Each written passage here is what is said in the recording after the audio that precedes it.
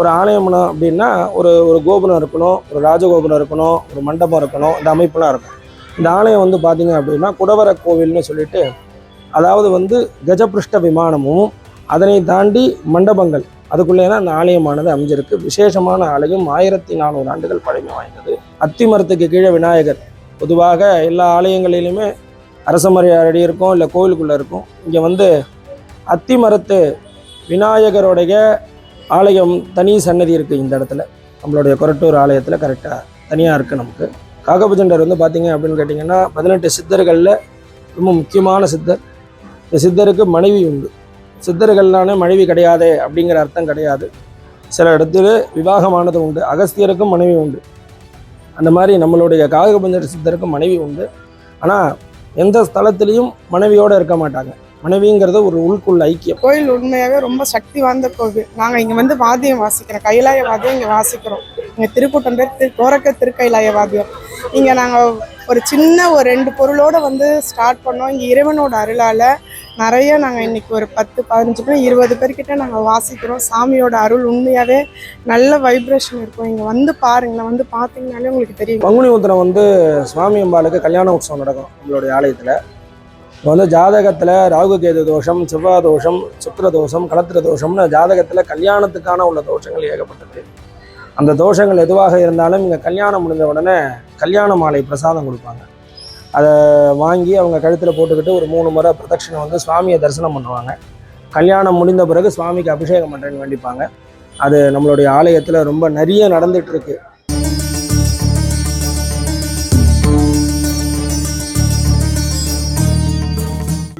ஓம் சதாசிவசமாரம்பாம் ஸ்ரீகண்டாச்சாரிய மத்தியமாம் அஸ்மதாச்சார பர்யந்தா வந்தே குரு பரம்பராம் சர்க்குரு சரணாரவிந்தாபியாம் நமோ நமஹ. எல்லாம் வல்ல ஸ்ரீ அகிலாண்டேஸ்வரி அம்பிகா சமேத ஜம்புகேஸ்வரர் திருக்கோவில் கொரட்டூர் சென்னை என்பது சென்னையிலே சுமார் 1400 ஆண்டுகள் பழமை வாய்ந்த ஆலயம். பாடி லூக்காஸ் என்று சொல்லக்கூடிய இடத்தின் அருகாமையே ரொம்ப விசேஷமான முறையிலே கொரட்டூர் என பெயர் பெற்று இவ்வாலயமானது அகிலாண்டேஸ்வரி அம்பிகா சமேத ஜம்புகேஸ்வரருடைய திருக்கோவில். ரொம்ப விசேஷமான கோவில். இந்த ஆலயத்திலே அதையும் தாண்டி ஒரு விசேஷம் அப்படின்னு சொல்லணும்னா, காகபுஜண்டர் சித்தர் வந்து இங்கே வாழ்ந்து பூஜைகள் செய்திருக்கிறார் சுவாமிக்கு. சித்த வழிபாடு ரொம்ப விசேஷமான பலனை கொடுக்கக்கூடியது. முன்வினை கர்ம வினைகளை எல்லாம் தீர்க்கக்கூடியது சித்தர்கள் வழிபாடு. அந்த சித்தர்கள் வழிபாட்டிலே நம்மளுடைய ஆலயமானது மிகப்பெரிய பங்களித்து உள்ளது. அதில் ரொம்ப முக்கியமாக நம்மளுடைய கொரட்டூரில் காகபுஜண்ட சித்தர் வந்து ரொம்ப நாள் இருந்து இங்கே தன் மனைவியோடு இருந்து இங்கே பூஜை பண்ணியிருக்கார். சித்தர்களில் நிறைய சித்தர்கள் ஒவ்வொரு இடமா தரிசனம் பண்ணிகிட்டே போயிட்டே இருப்பாங்க, ஒரு இடத்துல இருக்க மாட்டாங்க. நம்ம ஆலயம் மாத்திரம் பார்த்தீங்கன்னா சித்தர் வந்து கொஞ்ச நாள் தங்கி இங்கே அந்த சிவபெருமான வழிபாடு பண்ணியிருக்கார், ஜம்புகேஸ்வரர் சுவாமியை வழிபாடு பண்ணியிருக்கார். அதில் ரொம்ப முக்கியமாக இந்த காகபுஜண்டர் சித்தர் வழிபாடு இங்கே ரொம்ப விசேஷமான முறையில் நடைபெறும். மாதம் ஆயில்ய நட்சத்திரத்தில் வந்து சிறப்பான பூஜைகள் நடக்கும். அவருக்கு தனி சன்னதி இருக்குது இங்கே. அது மாத்திரம் இல்லாமல் பங்குனி மாதம் வரக்கூடிய ஆயில்ய நட்சத்திரம் அவருடைய திரு நட்சத்திரமாக இங்கே மிகப்பெரிய அளவில் 3 வேளை அன்னதான விசேஷ பூஜைகள்லாம் நடைபெறும். தனி சன்னதி, ரொம்ப விசேஷமான சன்னதி. அதை தாண்டி இந்த ஆலயத்தில் ரொம்ப விசேஷம்னு பார்த்தீங்க அப்படின்னு கேட்டிங்கன்னா, அத்தி மரத்துக்கு கீழே விநாயகர். பொதுவாக எல்லா ஆலயங்களிலுமே அரசமரியாதை இருக்கும், இல்லை கோவிலுக்குள்ளே இருக்கும். இங்கே வந்து அத்தி மரத்து விநாயகருடைய ஆலயம் தனி சன்னதி இருக்குது. இந்த இடத்துல நம்மளுடைய கொரட்டூர் ஆலயத்தில் கரெக்டாக தனியாக இருக்குது நமக்கு. அதனை தாண்டி சுவாமி வந்து ரொம்ப பிரசித்தமான சுவாமி, நல்ல ஒரு வைப்ரேஷன் இருக்கக்கூடிய சுவாமி. இந்த ஆலயத்தில் பார்த்தீங்க அப்படின்னு கேட்டிங்கன்னா, அகிலாண்டேஸ்வரி ஜம்புகேஸ்வரர் திருச்சி திருவானைக்காவலில் இருக்கக்கூடிய அதே சுவாமி இங்கே இருக்கார். இந்த ஆலயத்தில் பார்த்தீங்க அப்படின்னா இன்னொரு மறு விசேஷம் அப்படின்னு கேட்டிங்கன்னா, முருகப்பெருமானுக்கு ரொம்ப விசேஷமான ஸ்தலம். முருகப்பெருமானுக்கு ஆண்டுதோறும் மாசி கிருத்திகைன்னு சொல்லிட்டு மாசி மாதம் வரக்கூடிய கிருத்திகையில் 3 நாள் முன்னாடி காப்பு கட்டி அன்னைக்கு விசேஷமான ஒரு திருவிழா இங்கே நடக்கும். வேறு எங்கேயும் இல்லாதபடி இந்த ஊரில் மாத்திரம் அந்த திருவிழாவில் என்ன விசேஷம் அப்படின்னு கேட்டிங்கன்னா, முருகப்பெருமானுக்கு தீ மிதிப்பாங்க. பொதுவாக அம்மன் கோயிலில் தான் தீ மிதிப்பாங்க. இந்த ஆலயத்தில் வந்து நம்மளுடைய முருகப்பெருமானுக்கு தீ மிதிக்கக்கூடிய விசேஷமானது 100 ஆண்டுகளுக்கு மேலாக சிறப்பான முறையில் நடைபெற்று வருகிறது. அதில் ரொம்ப அற்புதமான முறையில் பார்த்தீங்க அப்படின்னு கேட்டிங்கன்னா மகா சிவராத்திரி. சிவராத்திரி வந்து ரொம்ப விசேஷமான முறையில் நம்மளுடைய ஆலயத்தில் 4 கால அந்த பூஜைகள்லாம் சிறப்பான முறையில் நடைபெறும். அதனைத் தொடர்ந்து நம்ம ஆலயத்திலே மாதந்தோறும் வரக்கூடிய பிரதோஷம், கிருத்திகை ரொம்ப விசேஷமாக நடக்கும். சுப்பிரமணிய சுவாமி மாதம் கிருத்திகையில் முருகப்பெருமான் காத்தால அபிஷேக தீபாராதனை, மாலையிலே மாடவீதி திருவீதி உலா நடைபெறும். சங்கடகர சதுர்த்தி ரொம்ப விசேஷமான முறையிலே நடைபெறும். அதனை தாண்டி ஒரே பெரிய விசேஷம்னு கேட்டிங்க அப்படின்னு கேட்டிங்கன்னா, இவ்வாலயத்தில் வந்து ரொம்ப பிரசித்தமாக சொல்லக்கூடிய விசேஷம் அப்படின்னா கார்த்திகை சோமவாரம். கார்த்திகை 4 சோமவாரங்களும் விசேஷமான முறையிலே சுவாமிக்கு காலை பூஜைகள் அபிஷேகம் நடைபெறும். மாலையிலே ஒவ்வொரு அலங்காரத்திலே சுவாமி பிரகார விழாவானது நடைபெறும். கார்த்திகை தீபம் பஞ்சமூர்த்தி திருவிழான்னு பஞ்சமூர்த்தி சுவாமிகளும் போய் வாசலிலே தீபம் ஏற்றி சொக்கப்பானை ஏற்றி திருவீதி விழா நடைபெறும். அதில் ரொம்ப முக்கியமான பங்கு அப்படின்னு கேட்டிங்கன்னா, நம்மளுடைய ஆலயத்தில் நவராத்திரி ரொம்ப சிறப்பாக நடக்கும். வரக்கூடிய நவராத்திரி எல்லாமே ரொம்ப சிறப்பாக நடக்கும். ஒவ்வொரு நாளைக்கு ஒவ்வொரு அலங்காரம், ஒவ்வொரு அலங்காரத்தில் மாலையிலே சுவாமிக்கு தூப தீப நிவேத்தியங்கள் முடிந்த பிறகு, ஆராதனைகள்லாம் முடிந்த பிறகு நமக்கு அன்னதானமானது வழங்கப்படும். ஆலயத்தில் ரொம்ப விசேஷமானது அப்படின்னு பார்த்தீங்க அப்படின்னு கேட்டிங்கன்னா, மார்கழி மாதம் 30 நாளுமே ரொம்ப விசேஷமான முறையில் அதிகாலை 4 மணிக்கு கோவில் திறக்கப்பட்டு 6 மணிக்குள்ளாக எல்லா பூஜைகளும் நடைபெறும். காத்தால கோவில் திறந்ததில் திருப்பள்ளி எழுச்சி அதெல்லாம் நடைபெறும். அதில் இந்த ஊருக்கு பிரசித்தமாக பொதுவாக ஒரு சந்திப்பு உற்சவம் அப்படின்னா ஆகமங்களில் வந்து பார்த்தீங்க அப்படின்னா அது பிரதிநிதியாக வந்து சந்திரசேகரரோ சோமாஸ்கந்தரோ தான் போவார். இந்த ஆலயத்திலே பல ஆண்டு காலமாக ஆலயத்திலிருந்து நடராஜ பெருமான் நேத்தாப்பில் இருக்கக்கூடிய ஆதிகேச பெருமா கோவிலில் எழுந்தருள் செய்து சந்திப்பு உற்சவம் மார்கழி மாத திருவாதிரை என்று ரொம்ப பிரம்மாண்டமான முறையிலே நடைபெறும். அதனை தொடர்ந்து நம்மளுடைய ஆலயத்திலே விசேஷமாக அனைத்து விசேஷங்களும் சிறப்பான முறையிலே நடைபெற்று வருகிறது. அதிலே ரொம்ப முக்கியமான அங்கம் பிரதோஷமானது பார்த்தீங்க அப்படின்னா, பிரதோஷத்தில் வந்து சுவாமி முதல்ல நந்திக்கு 4.25 மணி அளவில் அபிஷேகமாகும். சுவாமி அம்பாள் அபிஷேகமான பிறகு பிரதோஷமூர்த்தி வலம் வந்து பக்தர்களுக்கு அன்னதானமானது வழங்கப்படும். ஒவ்வொரு விசேஷமுமே இங்கே ரொம்ப பிராச்சீனமான முறையிலே முன்னோர்கள் எப்படி பண்ணாங்களோ அதே வழியில் பண்ணிகிட்ருக்கோம். இந்த சித்தர்கள் வழிபாடு ரொம்ப விசேஷமானது. வியாழக்கிழமை தோறுமே இந்த சித்தரை வந்து தரிசனம் செய்வது, அவரை தியானம் செய்வது அதெல்லாம் ரொம்ப விசேஷம். ரொம்ப முக்கியமாக இந்த காகபுஜண்டர் வந்து பார்த்தீங்க அப்படின்னு கேட்டிங்கன்னா 18 சித்தர்களில் ரொம்ப முக்கியமான சித்தர். இந்த சித்தருக்கு மனைவி உண்டு. சித்தர்கள்லான மனைவி கிடையாதே அப்படிங்கிற அர்த்தம் கிடையாது. சில இடத்துல விவாகமானது உண்டு. அகஸ்தியருக்கும் மனைவி உண்டு. அந்த மாதிரி நம்மளுடைய காகபுஜண்டர் சித்தருக்கும் மனைவி உண்டு. ஆனால் எந்த ஸ்தலத்திலையும் மனைவியோடு இருக்க மாட்டாங்க. மனைவிங்கிறது ஒரு உள்குள் ஐக்கியம். அது மாதிரி தான் நம்மளுடைய ஆலயத்திலேயே தனி சன்னதி, வடக்க பார்க்க சன்னதி அவருக்கு ரொம்ப விசேஷமான சன்னதி. இங்கே வந்து நம்மளுடைய ஜம்புகேஸ்வரருடைய ஆலயத்திலேயே தூண் பார்த்தீங்க அப்படின்னா, தூணுக்கு கீழே ஒரு சித்தர் ஜடாமுடியோட இந்த காகபுஜண்டர் நம்மளுடைய சிவபெருமானே நித்தியமும் பூஜை பண்ணக்கூடிய ஒரு இதுவாக ஒரு அமைப்பு இருக்கும். அதே தூணில் கொஞ்சம் மேலே பார்த்தீங்கன்னா காக்கா ரூபத்தில் இருக்கும். இந்த அமைப்பு வேறு எங்கேயும் பார்க்க முடியாது. நீங்கள் அற்புதமான ஒரு அமைப்பு. அதை தாண்டி இந்த ஆலயம் வந்து குடைவர கோவில்னு பேர். அதாவது பொதுவாக ஒரு ஆலயம் அப்படின்னா ஒரு கோபுரம் இருக்கணும், ஒரு ராஜகோபுரம் இருக்கணும், ஒரு மண்டபம் இருக்கணும், இந்த அமைப்புலாம் இருக்கும். இந்த ஆலயம் வந்து பார்த்தீங்க அப்படின்னா குடவர கோவில்னு சொல்லிட்டு, அதாவது வந்து கஜபிருஷ்ட விமானமும் அதனை தாண்டி மண்டபங்கள் அதுக்குள்ளே தான் இந்த ஆலயமானது அமைஞ்சிருக்கு. விசேஷமான ஆலயம், 1400 ஆண்டுகள் பழமை வாய்ந்தது. ஆனால் இந்த ஆலயத்தில் இருக்கக்கூடிய மூர்த்தி பேதங்கள்லாம் பார்த்தீங்க அப்படின்னு கேட்டிங்கன்னா ஒரே சன்னதிக்குள்ளே தான் இரட்டை விநாயகர், சுப்பிரமணியர், அகிலாண்டேஸ்வரி, சூரியன், பைரவர் 4வர், அடுத்தபடியாக ஜம்புகேஸ்வரர், வாசலிலே மாத்திரம் அந்தியன் பெருமான் விட்டிருக்கார். ஆலயமானது பார்த்தீங்க அப்படின்னு கேட்டிங்கன்னா குடவர கோவில்னு சொல்லுவாங்க. அதாவது ஒரு மலை இருக்குது, அந்த மலையை குடைஞ்சி எப்படி கட்ட முடியுமோ அந்த கட்டமைப்பை கட்டுவாங்க. அது மேலே கோபுரங்கள்லாம் கட்ட முடியாது. அதே கட்டமைப்பில் தான் இந்த ஆலயமும் நமக்கு முன்னோர்கள் வந்து கட்டி கொடுத்துருக்காங்க. இந்த ஆலயங்களும் வந்து இப்போ குறுகிய காலத்தில் அதோடைய பழமை மாறாமல் புனரமைத்து மகா கும்பாபிஷேகமானது சீரும் சிறப்புடனே நடைபெற்றது.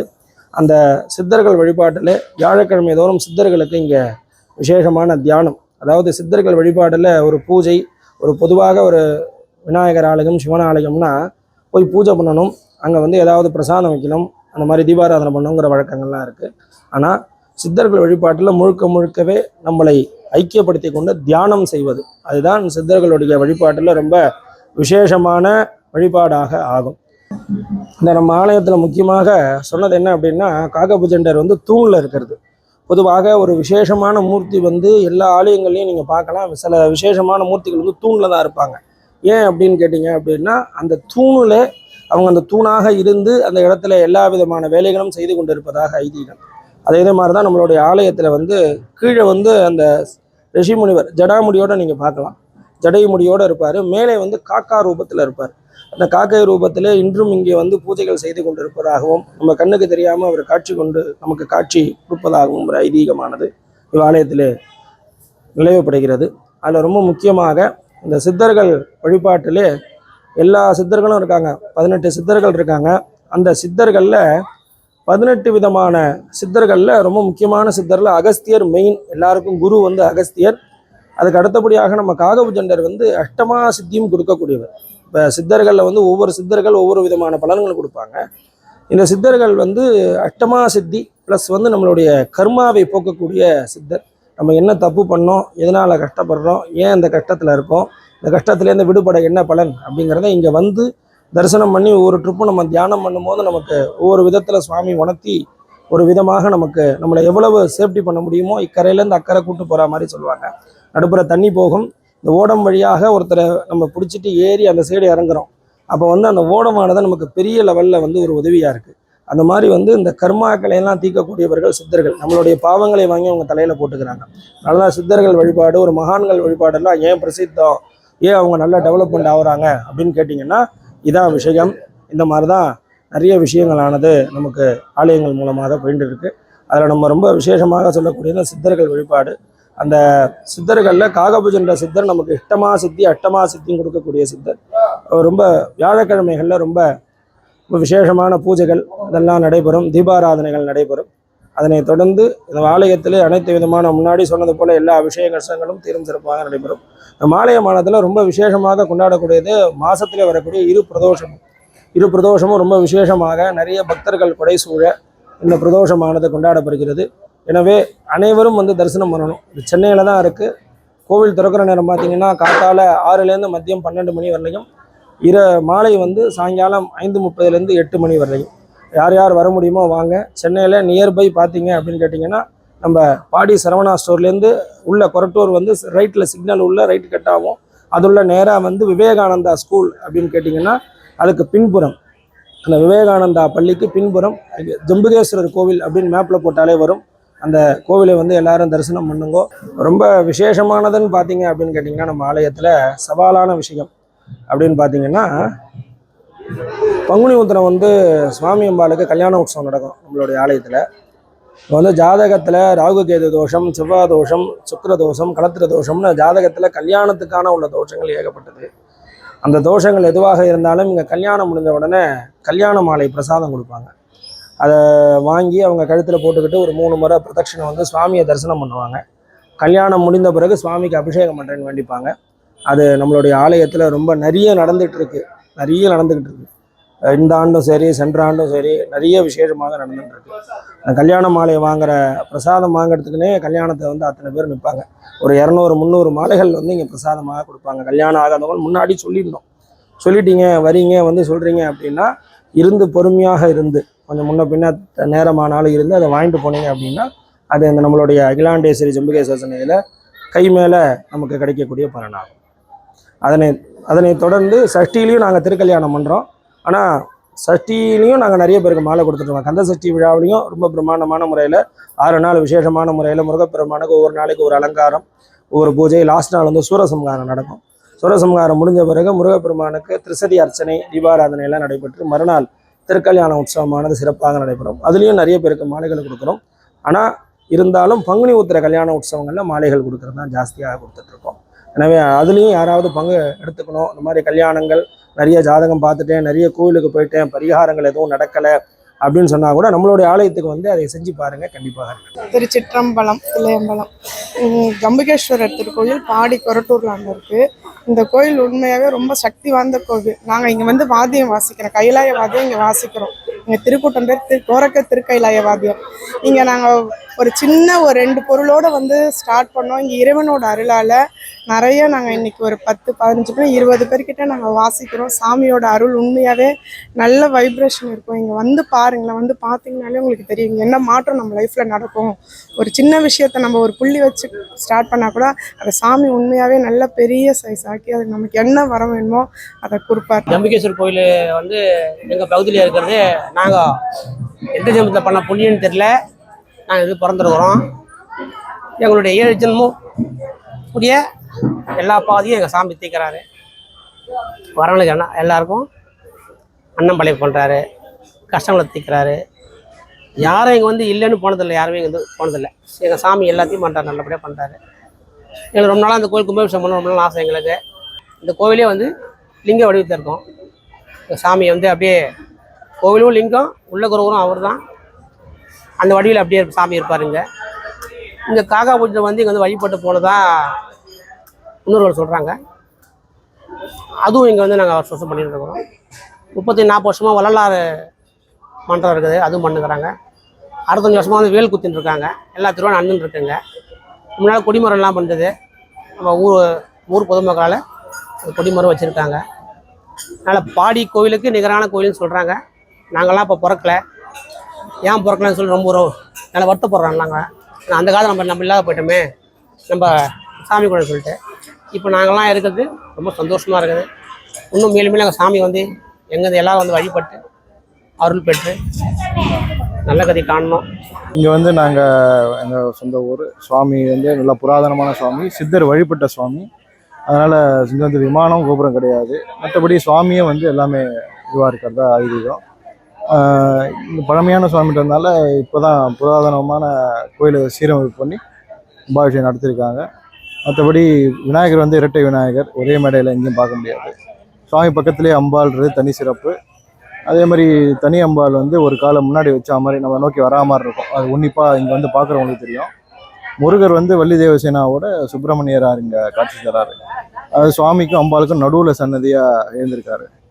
அதே மாதிரி முருகர் வந்து ரொம்ப விசேஷமான மூர்த்தி. வாசி கிருத்திகையில் 3 நாள் ரொம்ப கிராண்டாக சுவாமிக்கு ஈக்குவலாக அவருக்கு திருவிழா நடக்கும். நிறைய பக்தர்கள் நேர்த்திக்கடன்னா அளவு குத்துறது, தீமிதி, தெப்போற்சவம், பஞ்சமூர்த்தி புறப்பாடு நடக்கும். ரொம்ப புராதனமான சுவாமின்றதுனால நம்ம என்ன கேட்குறோமோ ஒரு ரொம்ப ஒரு வேண்டுதல் வச்ச உடனே ஒரு இந்த பிரதோஷம் வந்தால் ஒரு 3 பிரதோஷத்துக்குள்ளே முடிகிற அளவுக்கு ரொம்ப பவர்ஃபுல்லான சுவாமி. நம்ம பர்சனலாகவே வந்து இங்கே அந்த வைப்ரேஷன் போனோம்.